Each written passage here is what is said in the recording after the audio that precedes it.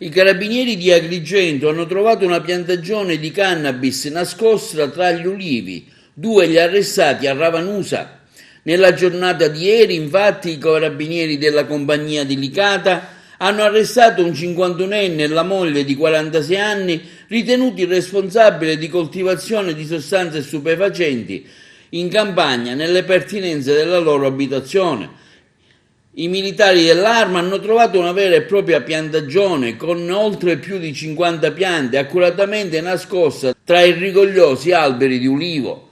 Il costante e attento controllo del territorio da parte dei carabinieri dopo il sequestro di una piantagione di marijuana alcune settimane fa ha portato un altro brillante risultato. Nelle campagne di Ravanusa, in provincia di Agrigento, all'interno di un fondo agricolo coltivato ad alberi di olivo, i militari hanno notato qualcosa di anomalo che meritava un approfondimento. I 2 coniugi proprietari del terreno, uno di 51 anni e l'altra di 46 anni, entrambi nella città di Ravanusa, all'arrivo dei militari non hanno potuto far nulla per distogliere l'attenzione dei carabinieri da quell'apprezzamento di terreno ben nascosto tra gli ulivi. L'accurata perquisizione di tutta l'area ha consentito ai militari di scoprire una vera e propria piantagione di cannabis con più di 50 piante cresciute e pronti per la raccolta.